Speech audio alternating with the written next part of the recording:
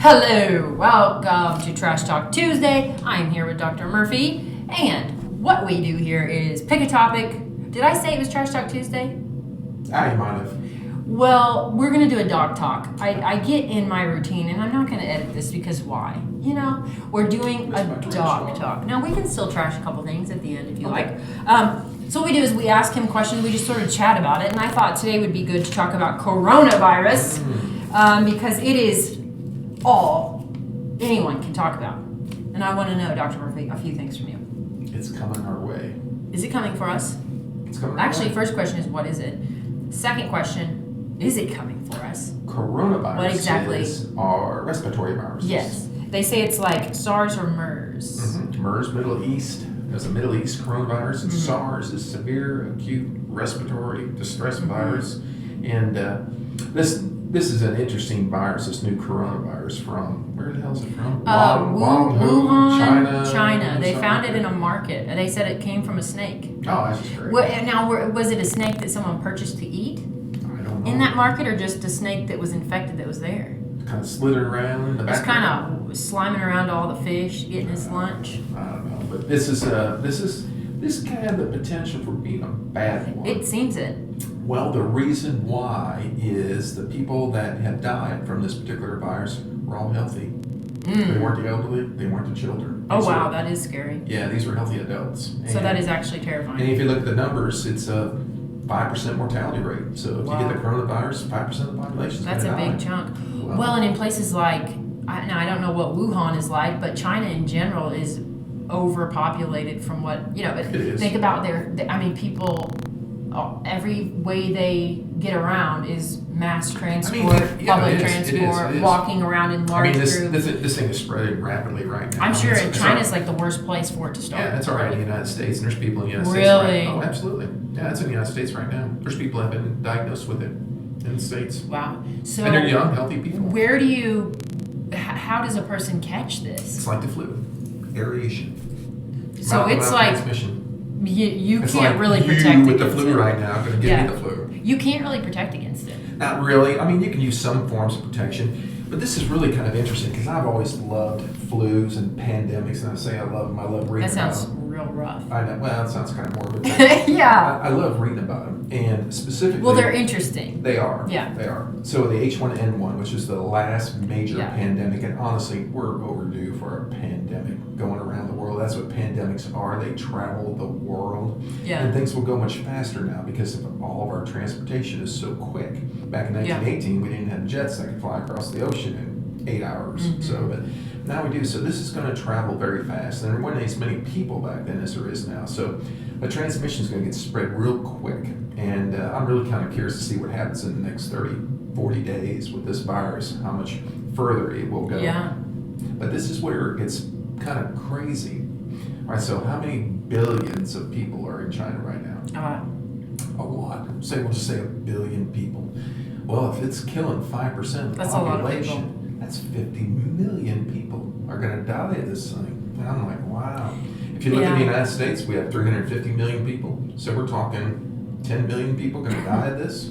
Yeah. I mean, this could actually lead to a bigger death toll than How do the they H1N1 track? pandemic of 1918. How do they track it? Now, where is it in America now? Oh, it's like the big cities, I think, like the I think New Seattle York, has a case right now. Seattle, interesting. That is weird. Well, yeah, here's the thing. Well, that makes sense that it would be Seattle, I Well, guess. this is why viruses like Ebola and antivirus, the real nasty ones that you've heard about, Yeah. is because when you get that virus, it kills you within days. I mean, within 4 or 5 days, you're dead. Okay, Jeez, so that is terrifying. and you feel sick quickly, so you don't travel. Okay, coronaviruses, they have an incubation period 7, 12, 14 days. So you're running around. So you're sick. potentially. You have the virus. It's multiplying. And you're spreading it, but you don't know you're sick. Yeah. And so you get the virus at the fish market from the snake slithering around, and then you're like, oh, help. I won't go back to work and get my Starbucks. So you get on a plane, go to Seattle. A week later, you start feeling like hell. Go to the doctor, and like, well, where you been? Well, I've been to China. Well, let's just check you for this virus, and voila, you got it. But how many people have you exposed? Just countless. Yes, and I think with this particular case in Seattle, there was like 14 known contacts. Okay, well, those 14 people. Well, yeah, had exposed and those are another 10 known people. contacts. Now we're up to 140, and then those 140. I mean, this is how pandemics are going to spread. But what's interesting about this, it was kind of funny. I was having a conversation with your mom about this. If you look at the pandemic and what happened with the original H1N1 virus that was so virulent back then in 1918, 1919, 1920, the pandemic, it was a tremendously lethal virus. I mean, 20-30%, but it attacked the infants and the elderly. Normal, healthy adults, like our viewers, hopefully there's some of them, they got the virus, but it didn't really hurt them that much. Okay, but this virus, it is attacking healthy. Everybody is. And no one's safe at that point. No, Because no I one's mean, safe. because No if one's healthy people are at risk, then so are, if not more, like we always talk about, elderly and children. But if you young read, babies, if you read into little these babies. epidemics, in the United States, it was horrible too. It carried about a 20-30% mortality rate. So out of 100 people, 30 are going to die. Okay, so That's rough. it is. But there was this one town, I think it was in Pennsylvania. Oh yeah. I remember you talking about this. Yeah, that where everybody did what they're supposed to do and stay indoors for 2 weeks. And I mean, they did not come out of their house. They stayed indoors. They bunkered down. Nobody in that town really died from it. But the town was exposed to it, but it just went right on through and out the back door, and no one's worse for the wear. And so I think that's what they're doing. And if you look what they're doing in China right now, it's actually kind of spooky. You'll see all the masks, which offer No limited protection. limited. Okay, Yeah. it's some. But they closed transportation hubs. I mean, they locked down the cities That's and the smart. counties and the provinces, and I mean, these people. Well, yeah, can't because get out. I saw videos of people on trains and walking in those big groups like they do. Yeah. And, But now they isolated the town, so but I think the cat's already out of the bag here. I think too far gone. Yeah. So, That's terrible. But it'll be interesting to see what happens in the next 60, 90 days with this virus, how bad it's going to get. And the horrible thing about it is, and of course, here we are. We got to trust our government. Hi, I'm here from the government. I'm here to help you. Yeah. Okay, for these people to come up with a virus, a flu shot, okay, for somebody against this coronavirus. I mean, it's going to take time, but I think by the time we do, it's going to be. There will be a lot of people gone by then. Yeah, it'll be all over the shouting. So how much do you think it'll affect people here in America?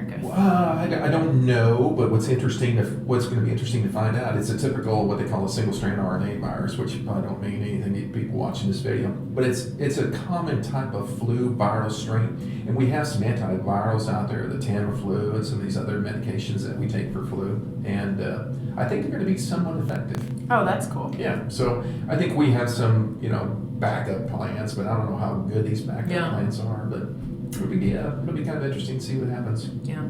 Wow, that's a lot of good info. Yeah. So if it's coming your way, get some groceries, enough to last you, well, probably around here 2-3 weeks. Bunker down. Yeah, that's what I would rough. do. Well, hopefully we don't have to deal with that, but it sounds like we're probably gonna maybe not necessarily here, but somewhere in America. Right? Has Dave been to China on his travels? Okay. It's been a long time, unless it's just like set around for like 15 years. You might have a coronavirus. Maybe. I am starting to feel like talking to you. Yeah, this might be our last video. Yeah. Mo and I are going to check out. All right. Well, I think I should call it a day. Okay, let's do it. So that I can go. I'm going to be off work for the next 3 weeks. All right. Well, thank you for watching. Hopefully that was good info for you. That was good info for me. I appreciate it. Thank you. All right. Have a good Tuesday. Have a good Tuesday, and thanks for watching. And we will see you on Friday for Free Advice Friday.